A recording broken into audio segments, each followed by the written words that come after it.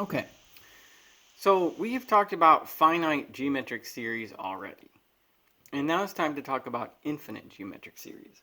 Okay, so first, before I talk about infinite, or what is infinity, let's talk about what it means to be finite. Okay, so here is a finite geometric series, meaning that there's only a limited number of terms. Okay, like this particular series has 5 terms. 1, 2, 3, 4, 5. That's it. Even if it had 6 terms, it would still be finite. Even if this series had 10 trillion terms, it would still be finite. There would only be 10 trillion. It would end at some point. So that's what finite means. We could say there's only a limited number of terms.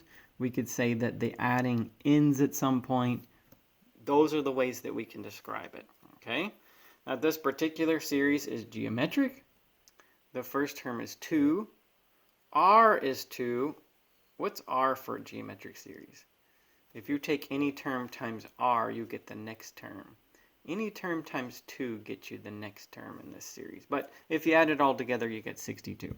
So this is finite. All right, you're looking at something that's finite right there. Now with that in mind, let's talk about what it looks like to be infinite. Okay, so what you're looking at here, this is an infinite geometric series. Okay, see how that number up there, which is normally where we end, is the infinity symbol, meaning that the adding never stops. Okay, so how would we do this? How would we calculate this? Well, we start at 1. What's 1/2 to the first power? It's a half. Then we add, and we go to 2. What's 1/2 to the second power? It's a fourth. And we add, and we go to 3. 1/2 third power is an eighth. And we keep going. The adding never stops. If that number up there was 20, then we would stop at 1/2 to the power 20, and that would be the last number. But there's no end to this one. Okay? The infinity means it never stops. All right. Now, here's the kind of the paradox or the mystery behind an infinite geometric series. Think about it. If the adding never stops, how can there be an answer? You know, take our first problem. The reason why I can say that the sum of this series is 62 is because I add, and at some point I'm done, and I get an answer. But if the adding never stops, how can there be an answer? Well, how about this? We'll try to notice a pattern. I want to see what happens as I add more and more of these numbers together. Okay? So here you see these snippets of that series. Like if I take that series up there and I add the first 2 terms, I'll get 0.75. If I add the first 3 terms, I'll get 0.875. If I add the first 4 terms of this series, I'll get 0.9375. I'll keep going. The first 5 terms, 0.96. If I add the first 6 terms, 0.98. If I add the first 7 terms, 0.9921. Okay, so I'm seeing a pattern as I add more of these terms together, even though the adding never actually ends. This process never ends. It looks like the more terms I add, the closer the grand total will be to 1. We'll actually never get 1. We'll just get as close to it as you can imagine, even if we add forever. Okay? Now, if you don't believe that, or you want to verify it for yourself, get your calculator and just keep adding these numbers together. There's always another number there. It's infinite. It never stops. But you'll find that the more terms you add, every time you add that next number, the grand total just gets closer to 1. Okay? All right. So suppose I've made my case to you that that's true. Here's what we say. We say the sum of that series is 1. Okay?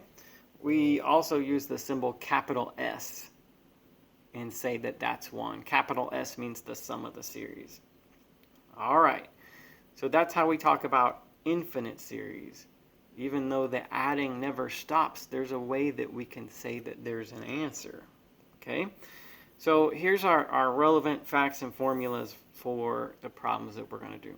An infinite geometric series will have a sum if r, now every geometric series has a number r, which is the common ratio. If r is between -1 and 1, it will have a sum, and the sum will be the first term of the series divided by 1 minus r. Okay? All right, so with that in mind, let's do a few problems. Now, I've in fact already done this one. That's the one that adds up to 1. But look at it.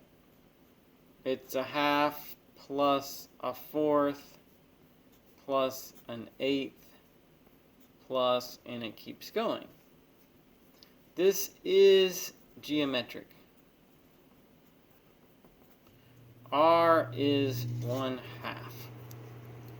It is true that any term of this series times 1/2 gets you the next term and the next term and the next. What would the next term be? What's 1/8 times 1/2? It's 1/16. Okay? So this is a geometric series. R is equal to a half. So it has a sum. Okay? What did we just learn? An infinite geometric series will have a sum if r, whatever r happens to be, is between -1 and 1. All right. 1/2 is between -1 and 1. So, okay. That means it has a sum, capital S, which will be the first term of the series over 1 minus r. What is the first term of our series? It's also 1/2. 1 minus, what did we say r was? R is 1/2. Any term times a half gets you the next term. So this is a half divided by 1 minus a half. 1 minus a half is 1/2. So it's 1. So you see all this? It will add up to 1. S is 1. Alright, well, it's no surprise then when I showed you this. I said, well, the more terms I add, the closer the grand total gets to 1. I'll never quite get 1, but I'll get as close to it as you can imagine. Okay? Alright, so the sum of this infinite geometric series is 1. Okay? So let's try this one. This one looks a little bit different. Okay? Uh-oh. Alright, here we go. So, is this geometric? Is there a number you multiply any of these terms by to get the next term? Okay? Well, so I can notice like this, that it is geometric. Okay? And R is 1/5 negative. Because if I take 2 times -1/5, I'll get -2/5. If I take -2/5 times -1/5, I'll get +2/25. And if I take +2/25 times -1/5, I'll get -2/125. Okay? So it is geometric, all right? If you're having trouble finding R, here's how you can do it. R will be any term of the series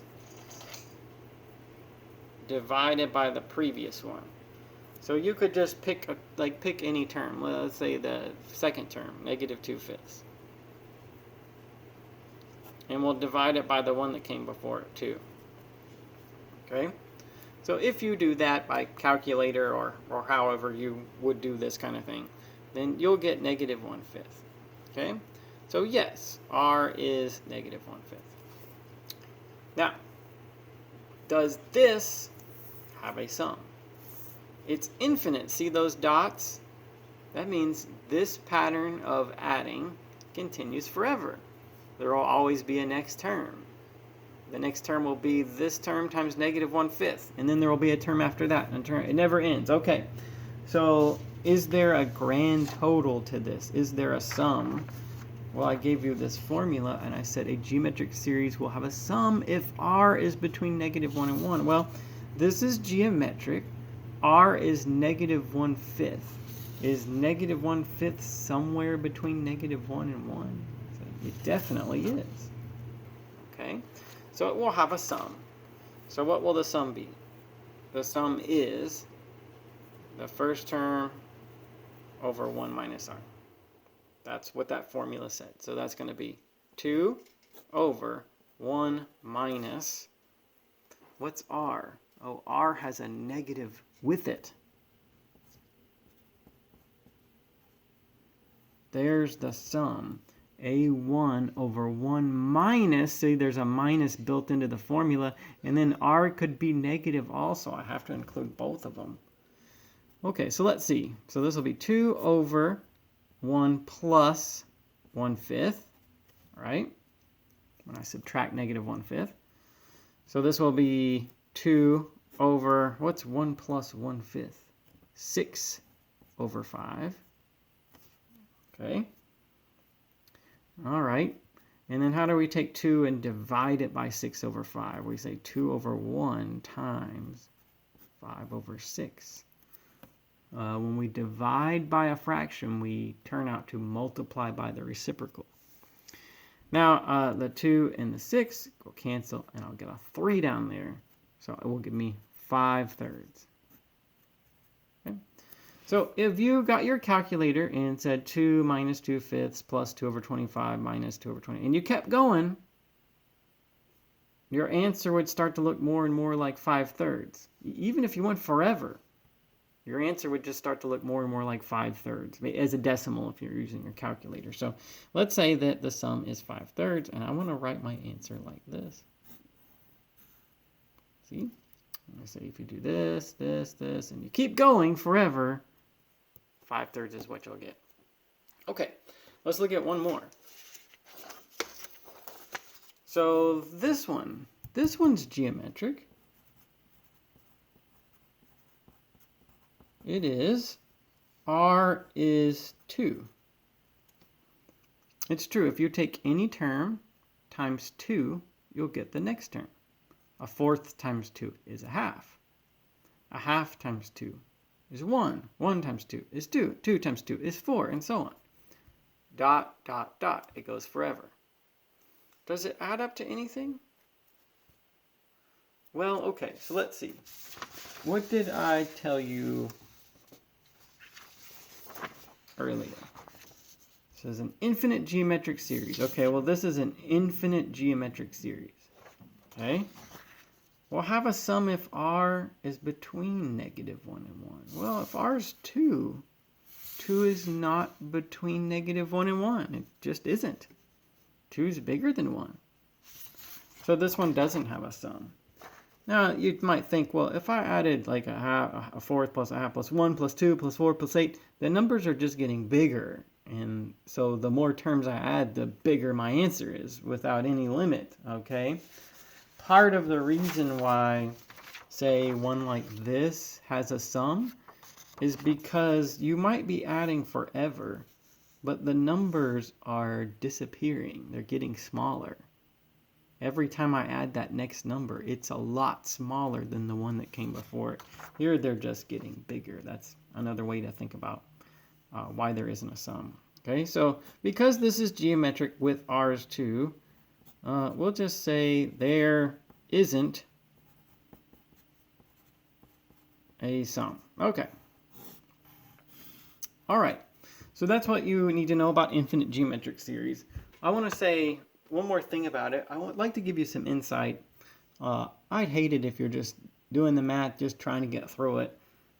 I'd like your mind to develop and for you to think about things that you haven't thought about before and get to the point where you can understand things that you didn't understand before. That's part of learning and growing. So I want to try to give some insight into something. I actually think it's, when I first learned about this, that it was strange that you could add forever. Like, think about it, forever. Forever never gets here. You could add forever, and you would never get to 1, okay? You never get there. No matter how many terms I add, I'm just going to get a decimal point with a lot of 9s. Even if you go forever. I mean, it was a really weird thing to think about the first time I learned it. But there's a way that you can visualize it, okay?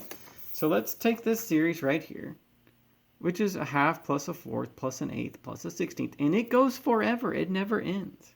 And I'm saying that the sum, the grand total, is 1. Here's how we can visualize that. Say you took one whole square. Say I take half the square, and then I take a fourth of the square, and then I take an eighth of the square. Right? You see what I'm getting at? And then I take a 16th of the square, and then I take a 32nd of the square, and then I take 1/64th of the square. Now, that's as far as I took it. I don't have this part, but I could keep dividing that up. I'll get 1/128th of the square if I divide this in half, but there's always going to be a little bit left over. See, if I continued this, half the square, and then take a fourth the square, and then take an eighth the square, there's always going to be this little part left that I'm dividing up. And even if I continue to divide up the rest of that square there that I've shaded, we'll never get the whole thing. We'll never get 1, the whole thing. We'll just get closer to getting the whole thing. Okay? All right, so that's a way that you can visualize how if you did take a half and add a fourth and add an eighth, you in the end you'd get 1 if you really did go forever. But as I go and I divide it one little piece at a time, I just get closer to having more of the whole square.